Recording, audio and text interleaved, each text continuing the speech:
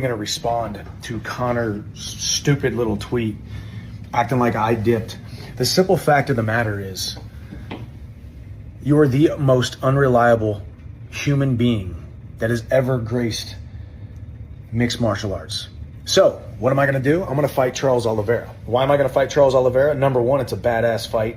Number two, it's a rematch. It's a redemption story for me. The dude who already stole from me, rightfully so, in a fight, in a fair fight. He stole my dreams, shattered my dreams of becoming UFC champion. Now I get the opportunity to fight Charles Oliveira, become the number one contender, and then I've got options. If Conor can finally get his house in order, if he can finally string together a couple of sober days, string together a couple of days where he's actually training and actually feeling good, and he can actually finally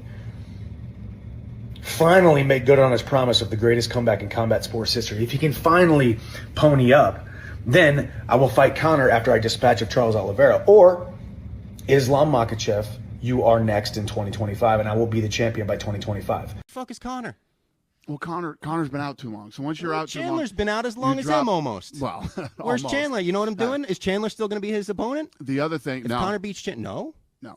So, whoa, you just slid that in. No, because Chandler had the 2024 ultimatum. Is that Chandler's choice? No, Chandler said, "I'm done waiting. I want to fight." For real? Mm-hmm. This is like huge breaking news. Yeah, come out tomorrow. Unbelievable. Yeah. Oh my God. Well. Michael Chandler has finally, after almost 3 years, decided to move on from his bout with Conor McGregor. Man, oh man, I feel like a lot of us knew that this day was eventually going to come, and that was that one, Conor McGregor and Michael Chandler was probably not going to happen, but that Michael Chandler would eventually decide to move on, and he has done just that. And he is scheduled to fight Charles Oliveira in November in a 5-round co-main event, as the headliner will be Stipe Miocic versus John Jones. Woohoo! The title fight that we all have been just on the edge of our seat to see. And the bottom line is this. It is a fun matchup, which we will discuss in this video, but I want to just really touch on what has transpired here, because this is just, Michael Chandler is going to go down in UFC history for, yes, being a very entertaining fighter, but also one of the dumbest. I mean, sitting on the sideline and waiting as long as he has, literally, guys, it has almost been 3 years. It has almost been 3 years. This man has wasted the entire back end of his career. And not only that, I understand what comes with a Conor McGregor fight, right? You could sit there and be like, hey man, it's fighting Conor McGregor. And look, yes, that's absolutely true.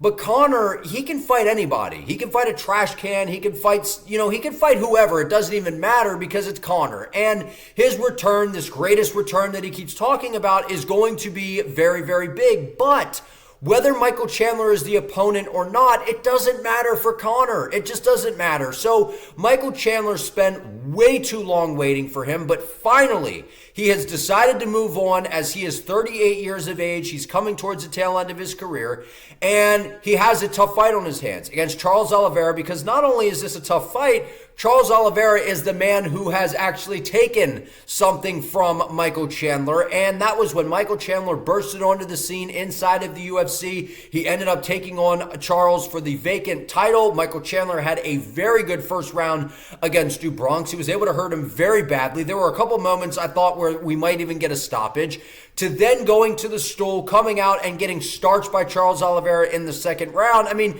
that's a Michael Chandler fight, if you could describe Michael Chandler, which is, he is very, very dangerous in the first round. And then after that, the fight IQ goes out the window and it just ends up becoming an absolute free-for-all. So this is absolutely a good fight. It's just, why the hell, Michael Chandler, didn't you decide to make this decision sooner? Because this has just been something that has been brewing over a long period of time. But the more, the other interesting thing I want to discuss here, what the hell's going on with Conor McGregor in the UFC, right? Because it makes me, we've already been questioning a lot of things before, leading up to, now Chandler moving on. But Conor McGregor comes out and he's like, oh, he saw me training and defending takedowns and now he doesn't want the smoke. And give me a break, Conor. Give me a break. Michael Chandler was was kissing your ass for damn near 3 years. We know this is nothing to do with Michael Chandler. This is absolutely nothing to do with Michael. This has to do with probably Conor McGregor. And we've all kind of been saying, is it, he just can't get his ducks in a row. He can't, come off of whatever. Maybe he's on. What the hell's going on with Conor? And it seems like him and the UFC behind the scenes have been at odds for a substantial amount of time because, yes, the injury took place a few years ago. Yes, there has been him in movies and injuries and whatever's been going on. But ever since the fallout at International Fight Week, it has just seemed like the communication, at least in my opinion, has kind of just went south between Conor and the UFC. Conor's like, I got 2 fights left. I want to fight my own promotion in BKFC. I want to do this. I want to do that. And to me, it seems like the UFC is now going to kind of hold him hostage in a way and utilize him to the max that they can for those last 2 fights. So what that looks like is, well, we're gonna hold and wait out until we see what's going on with the rights deals. Are we going to stay with ESPN? Are we going to go do something else? Because as long as Conor McGregor is a part of the UFC, the value is way higher with Conor McGregor. I mean, it doesn't take a rocket scientist to know that. We all know that. As long as Conor is a part of the UFC roster, the value is a lot greater. So to say that the UFC would be using him for leverage there, I don't think that's out of the question. Is it that Conor McGregor is like, who knows? And they're going to want to maximize those last 2 fights. So what that looks like, yes, Michael Chandler and Conor can fight anybody and it would be entertaining. But there's certain fights to take entertaining to another level, right? If you've got Conor McGregor and Michael Chandler, that's a pretty big fight. Now, if I told you that Dustin Poirier versus Conor McGregor for Dustin's last fight, for the quadrilogy because of the controversy surrounding, their so-called trilogy here. Well, not so-called trilogy, but the way it ended the 3rd time with a leg break. So it's like there's a little bit of an asterisk there, right? And now it's like Bad Blood, Poirier's last fight, the return of Conor. That's a huge fight. That's a huge fight. That's way bigger than the Michael Chandler, Conor McGregor fight. So is that something that the UFC maybe has cooking in the background? I don't know. And then you have Dana White, who is saying, look, to clarify things, he had Robbie Fox put out this statement right here. I just got off the phone with Dana White, and we got to issue a quick correction on the breaking news that Conor McGregor will not fight Michael Chandler in his UFC return. Dana said there was a little misunderstanding in our exchange. That fight still may happen, but Michael Chandler is taking a fight first. He's getting a fight first, and it will be against Charles Oliveira in a 5-round co-main event at MSG. The Conor fight still may happen in the future, but Michael Chandler is taking that fight first. We'll see what happens. We'll see what happens with Conor. He's not going to be back till 2025. But yeah, that is the correction. He may still fight Michael Chandler in his UFC return, but Chandler's taking a fight first. And so you hear it there, right? So when you hear that, it's very clear that, look, they're saying that this isn't out of the realm of possibility that we see Chandler versus Conor in 2025, but a lot can change, man. You heard Chandler. He said, look, if I go out there and I beat Charles Oliveira, I got Arman, I got Makhachev, I got a title I can fight for, and it may never come to fruition that Michael Chandler ends up fighting Conor McGregor. Now, let's talk about this matchup between Oliveira and Michael Chandler, because look, all BS aside, this is a very fun fight. And for Michael Chandler, if the UFC could have rewarded him with we're sorry you waited so long. We're sorry that Conor you kind of did this to yourself, Chandler, but we're sorry that this didn't come to fruition. So let's give you a huge name inside the sport in Charles Oliveira, but also a fun fighter to go up against, right? Charles Oliveira is not going to be trying to take Michael Chandler down and lay on him for 5 rounds, right? Because this is a 5-round co-main event.